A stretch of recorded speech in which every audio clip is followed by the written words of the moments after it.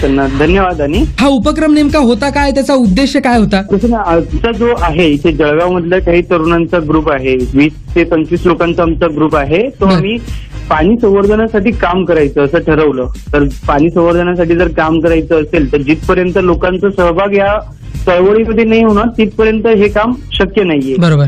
हे 1-2 लोकांचं काम नाहीये. तर म्हणून आम्ही ठरवलं की पूर्ण भारतात म्हणजे जळगावचंच काय तर पूर्ण देशातल्या लोकांचं, देशाच्या बाहेरच्या लोकांचं पण या प्रश्नाकडे लक्ष वेधलं जाईल असं काहीतरी करायचं. म्हणून आम्ही एक 7 एकर जागेवर वर्ल्ड रेकॉर्ड करणारी भव्य रांगोळी काढली. त्याच्यासाठी आम्हाला 63,000 किलो रांगोळी लागली आणि त्याच्यासाठी बरंच लोकांचं म्हणजे जवळपास 750 लोक आम्ही 40 मिनिटांमध्ये ते काम केलं. 40 मिनिटांमध्ये हा वर्ल्ड रेकॉर्ड आहे ऍक्च्युली.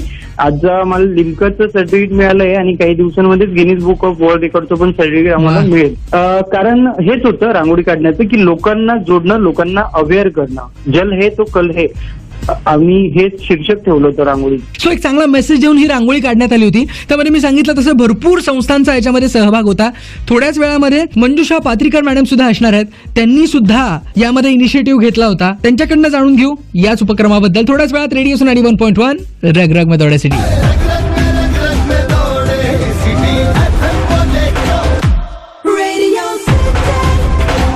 91.1 FM. दर्द में भी ये लोग मुस्कुरा जाते हैं. रोमांस आपका होगा और बैकग्राउंड में म्यूजिक मेरा. खुदा